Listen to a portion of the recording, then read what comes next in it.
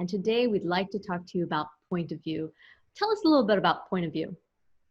All righty, so we're going to jump right in here. We're talking about scene by scene editing, and we're looking at every scene in a story, whether we're a writer or we're an editor doing somebody else's novel.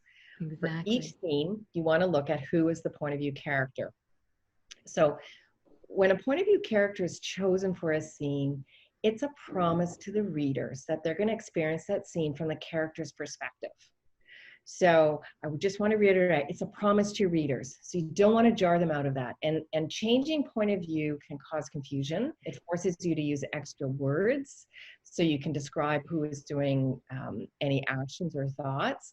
And it can also jar the reader from the story. So we're going to talk about those things in a little bit more detail so that when you're doing your point of view review, you have some things that you can actually are actionable for you.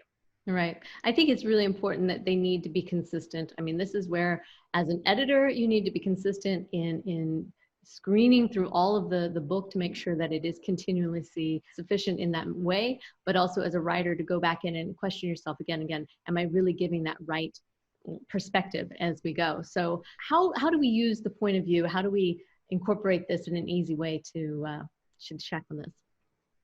Right. So the first thing is to choose who has the point of view for each scene. And we talked a little bit about it in an earlier video that we did, is that you're going to be looking at characters, plot, and setting, and then your structure. And so you're going to do a first pass of your story, and you're going to have a point of view for each scene. Mm-hmm. And once you've done that, then you're going to go back and you're going to look at the overall structure and ask yourself, does that choice of point of view character make sense in the story you ended up with?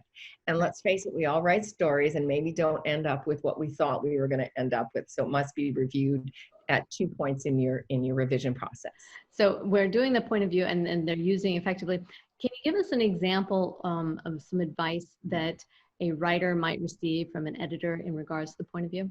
Yeah, so when your editor reviews a story, they're going to review it scene by scene and throughout the structure. And once they have the overall structure, the first thing they're going to look at is, does the protagonist have the greatest number of scenes for point of view?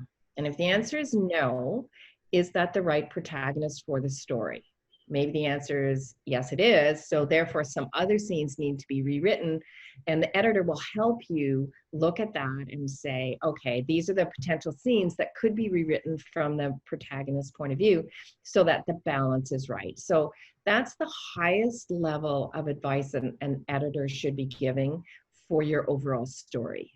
That's amazing. And that's really good because we do have to look at it, but it's really fantastic that it almost fits into a mathematical equation. It's a template.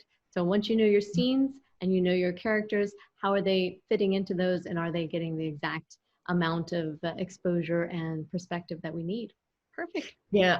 And that's an excellent point. So here's the thing. Story editing is a mixture of creative art and technical knowledge.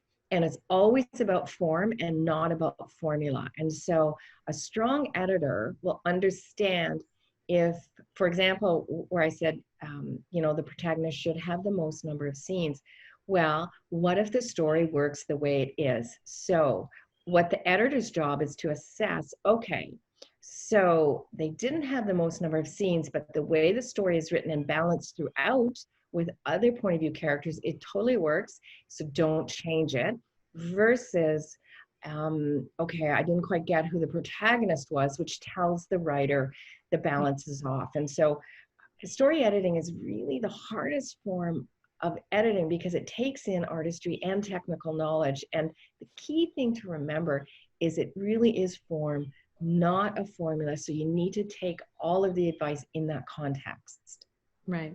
So there's no hardcore facts, but there's definitely new ways to evaluate it to make sure we're not overlooking everything. And that's the brilliance of this. So I'm so excited to be doing story editing together. We're very excited that we have our story editors here at First Editing. So again, take a look at your point of view, folks, and see if yours matches up with what you want it to be in your story. Yep. So I hope this helps. And I'm just going to leave everyone with an action is to go through your story, whether you're the editor or you're the writer, and list the point of view character for every scene. And that will put you in the right frame of mind for actually reviewing the point of view characters. Perfect. We'll see you again next week. So what can you do next to tell a powerful story? Here's your editing fun for today. Make a list of the point of view character for every scene in your story. This will give your readers time to connect to your main characters. You can also make sure the protagonist has the most point of view scenes for your story. And you want to check that there's not too much time between scenes from one point of view character to the next so the reader doesn't forget who your characters are.